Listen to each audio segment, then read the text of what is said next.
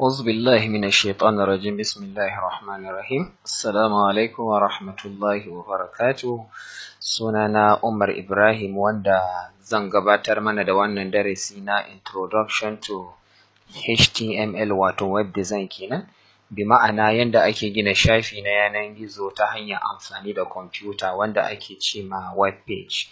Kamar yadda muka sani ita kwamfuta tana da yare kala-kala wanda suna da yawa sosai, amma a yau za mu yi amfani da yaren da ake ce ma HTML insha Allahu. Idan mutum zai fara gina shafi na yanar gizo ta hanyar amfani da HTML, kar mu manta ma'anar HTML shi ake ce ma Hypertext Markup Language. Ana buƙatar mutum ya kasance yana da abubuwa guda biyu a cikin kwamfutarsa. Manhaja, wato in kuka ji na ce manhaja ina nufin software kenan, shi ake ce ma manhaja da Hausa. To ana buƙatar ya kasance mutum yana da manhaja guda biyu a cikin kwamfutarsa wato softwares kenan. Ana buƙatar na farko mutum ya kasance yana da abin da ake ce ma text editor da kuma abin da ake ce ma browser, wanda misali na text editor akwai Notepad, akwai Notepad++, akwai PSPad da sauransu, da kuma browser wanda akwai Opera, akwai Chrome, akwai Safari, akwai Internet Explorer da VidMate da sauransu dai. Aƙalla dai ana buƙatar ya kasance mutum na da guda a ciki. Text editor guda ɗaya da kuma browser guda ɗaya, wanda text editor za a yi amfani da wannan manhaja ne domin a rubuta wannan yare na gina shafi na yanar gizo wanda ake ce ma HTML language kenan, da kuma shi browser shine wanda zai bada sakamakon aikin da aka yi, wanda a halin yanzu dai kamar yadda kun ka gani muna nan kwamfutar mu tana shirye kuma muna nan ga desktop environment ɗinmu wanda shine wannan hilin da muke gani, wanda desktop environment ɗin na ɗauke da abin da ake ce ma components wato tarkacensa, wanda kamar yadda muka gani ga waɗansu ɓangare nan na yi highlighting ɗin waɗansu abubuwa su ake ce ma desktop icons ga su nan, wanda waɗanga icons hotuna ne waɗanda ke ɗauke da sunan kowace irin manhaja da aka sa ga cikin kwamfuta, wanda bayan suna kuma ga hoto, wanda ko daga nesa idan ka ga wannan hoton ko da babu suna za ka iya gano da cewa ai wannan alama ce wanda take nuna alama ta manhaja kaza da sauransu. Da kuma wani dogon layi da muke gani daga gefen hagu zuwa gefen dama na screen ɗin kwamfutar mu wanda ake ce ma wannan layi wato task bar kenan. To a yanzu dai idan za mu buɗe wannan manhaja na farko wanda ake ce ma text editor, wanda muna da ita a cikin wannan kwamfuta da ake ce ma Notepad. A lokacin da ka je ka sayi sabuwar kwamfutar ka har dai wanda ke ɗauke da operating system da ake ce ma window, ita wannan kwamfuta takan zuwa da text editor da ake ce ma Notepad, wanda insha Allahu a yanzu za mu shiga cikinta sai mu fara aiki da ita. Idan mutum zai shiga Notepad zai ɗauko wato pointer ɗinsa, wannan kibiya da muke gani wanda ke tafiya, sai mutum ya taɓa abin da ake ce ma start button. Idan mutum ya taɓa ga programs da ke cikin kwamfutarsa gaba ɗaya, wanda waɗansu ne daga ciki, in mutum ya taɓa all programs zai ƙara ganin waɗansu daga ciki domin suna da yawa ƙwarai da gaske. To yanzu dai a cikin nan muna son mu nemo waton text editor da ake ce ma Notepad, wanda ga nan muna da shi a nan, kuma za mu taɓa, yanzu mun taɓa zai buɗe mana farin shafi. Muna iya zuwa nan mu ƙara ma shafin girma, ga nan ya mamaye screen ɗinmu. Wannan Notepad text editor shi ma idan muka kula a sama ga inda pointer ɗina ke nunawa daga nan gefen hagu zuwa nan gefen dama, shi ake ce ma title bar, wanda title bar a nan mun ga an rubuta untitled Notepad, ma'ana untitled Notepad ne wanda ba a yi masa suna ba, ko mu ce shafi ne ko peji ko takarda da aka gare mu a cikin kwamfuta amma ba a yi mata suna ba. Kamar ka sayi sabuwar littafi ne ga kasuwa ba ka rubuta sunanka ba, to kamar haka nan ne. Amma idan muka ƙare abin da za mu yi, za mu rubuta ma wannan takarda suna domin mu san da cewa mun mallake ta, wanda a nan gefe muna da abin da ake ce ma close button, wanda nan kuma muna da abin da ake ce ma restore down, nan kuma muna da abin da ake ce ma minimize button. To wanda kuma a ƙasan wannan bar ɗin akwai abin da ake ce ma menu bar. Menu bar shi ke ɗauke da file, edit, format, view da kuma help. nan kuma shine tsakiyar shafin mu kamar yadda muka ga dan wani kari yana dan blinking haka, wanda wannan blinking da yake shi ake ce wannan kari shi ake ce ma kuso. Wannan alama da yake nunawa na ɗaukewa da kawowa shi yake nuna rubutunka a nan, ka yi rubutunka a nan, shi ke nuna mana insertion point inda za mu yi wannan rubutu. To insha Allahu darasinmu na yau na farko a HTML yanda ake fara gina ta, ana gina ta ne da waɗansu codes da ake ce ma tag, wanda a yau za mu san menene tag da kuma kashe-kashen tag insha Allahu. Yanzu bari mu ɗauko misali na sunan yaren da za mu yi amfani da shi wurin gina wannan shafi na yanar gizo, wanda kamar yanda bayani ya gabata sunan wannan yare shi ake ce ma HTML, shine language da za mu yi amfani da shi. Kar mu manta sanin ma'anar HTML abu ne mai muhimmanci kwarai da gaske. Abin da ake nufi da HTML bari mu rubuta shi saboda kar a manta ya kasance mutane su fa'idantu. Misali sai mu ce H stands for, sai mu ce hyper. Idan muka dawo nan sai mu ce T, sai mu ce T stands for, sai mu ce markup, an gane ko? Sai mu ce sorry, afuwan na yi kuskure, T za mu ce stands for text, sai mu dawo mu ce M stands for markup, and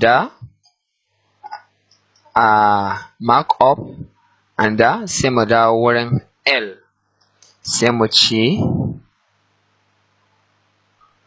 language, shine ma'anar HTML. Kun ga ma'anar H, harafi na H yana bada ma'ana ta hyper, T na bada ma'ana ta text, M na bada ma'ana ta markup, L na bada ma'ana ta language. So sai muka ɗauki ma'anar HTML, su ne abubuwan da aka gari ma'anar. To insha Allahu dai za mu gina wannan shafin ga namu ta hanyar amfani da yaren da ake ce ma HTML, wato hypertext markup language. To a yanzu a cikin wannan darasi na yadda ake gina shafi na yanar gizo ta amfani da abin da ake ce ma HTML, akwai abin da muke ce ma tag, wanda wannan tag su za mu ce ma codes, ko mu ce kamar blocks ne wanda ake amfani da su wurin yin foundation ko kuma a kange tsakanin rubutu da rubutu, yanda in muka buɗe ga browser ɗin mu zai fito. Yanzu shi wannan tag ɗin kamar ya alaman tag yake, ko yaya za a yi mu ga wannan rubutu ko wani abu mu ce ma wannan abun shi ake ce ma tag. In muka ce tag kamar haka ake spelling ɗin tag ɗin kenan. To na farko dai za mu yi amfani da alama wanda tsakanin waɗannan alamomi za mu ɗauko rubutu mu sa tsakiya, shi zai bada ma'anar tag. Kamar yadda muka sani muna da wata alama da ake ce ma haka opening bracket da kuma closing bracket. Alama ta farko kenan, muna da wata alama da waton ake rubuta shi kamar haka da kuma haka, ake ce ma opening curly bracket da kuma closing curly bracket.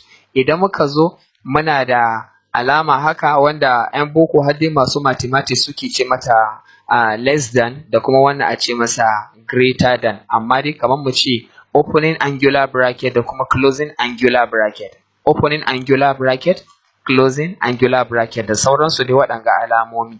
To wannan dai ainihin haka ce opening bracket wannan ne da kuma closing bracket shine wannan, amma a yau insha Allahu za mu yi amfani da opening and closing angular bracket. Bari mu ƙara masa girma yanda za a iya ganin rubutun da kyau. To za mu yi amfani da opening angular bracket da closing angular bracket wannan darasin mu na gaba ɗaya, wanda idan muka zo ga shi opening angular bracket ɗin sai mu ci masa opening bracket, idan muka dawo ga closing angular bracket sai mu ci masa close bracket. Da Allah sai mu yi ƙoƙari mu kiyaye waton tsakanin waɗanga abubuwa guda biyu insha Allahu. To yanzu dai ga mu nan da su. To yanzu tsakanin opening angular bracket da closing angular bracket ɗin da muka yi, in muka yi highlighting ɗin su gaba ɗaya, to wannan shine abin da ake ce ma tag. Wannan shine abin da ake ce ma tag. Ina son mu gane wannan, shi ake ce ma tag. To kamar yadda muka sani wannan tag ɗin sun kasu kashi biyu. Akwai tag na buɗewa wanda ake ce ma opening tag, akwai kuma tag na kullewa da ake ce ma closing tag. Closing tag. Na'am, menene bambanci tsakanin opening tag da kuma closing tag? In muka ce opening tag ita ce wanda ke ɗauke da wannan alama da muka gani na opening bracket da closing bracket. Sa'annan kuma closing tag ita ma za ku ganta tana da opening bracket, sai dai kafin closing bracket akan sa mata alama ta backslash sai kuma closing bracket. To wannan ake ce ma opening tag, wannan shi ake ce ma closing tag. Kun ga bambanci tsakanin tags guda biyu kenan na HTML.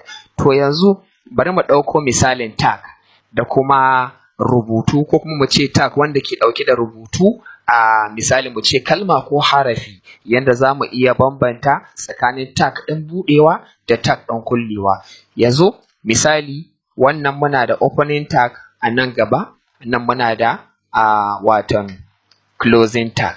Yanzu idan muka zo tsakanin wannan brackets ɗin ga guda biyu, wato opening tag kenan, ko mu ce cikin opening tag sai mu rubuta HTML.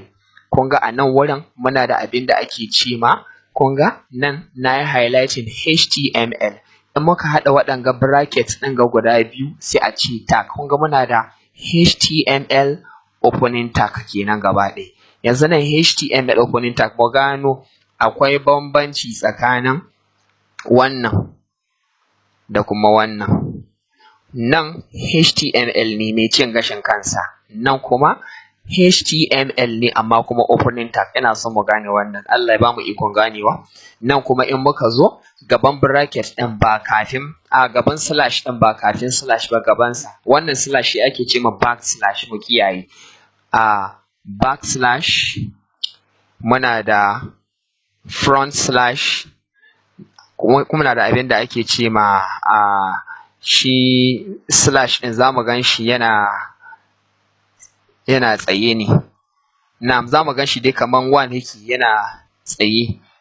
Na'am, yawa ga slash. Kun ga wannan shi ake ce ma slash, wannan shi ake ce ma front slash, wannan kuma ake ce ma backslash. To da backslash za mu yi amfani, mu kiyaye kan mu sa front slash. To saboda haka sai mu ce gaban backslash ɗin kuma muna da abin da ake ce ma HTML.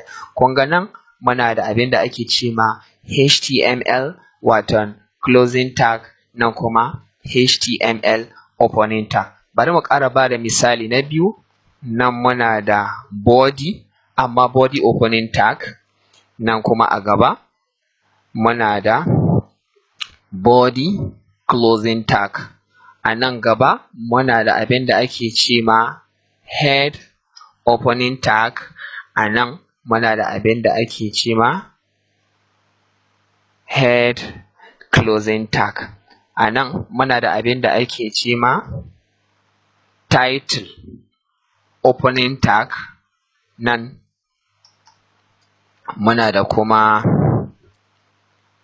title closing tag da dai sauransu dai. Kun ga nan HTML closing tag, HTML opening tag, body opening tag, body closing tag, head opening tag, head closing tag, title opening tag da kuma title closing tag. Insha Allahu a nan za mu dakata a wannan darasin ga namu na farko, yanda ake gane bambanci tsakanin HTML opening tag da HTML closing tag. Insha Allahu sai mun haɗu ga darasinmu na gaba sai mu ɗaura daga inda muka tsaya. Assalamu alaikum wa rahmatullahi wa barakatuh.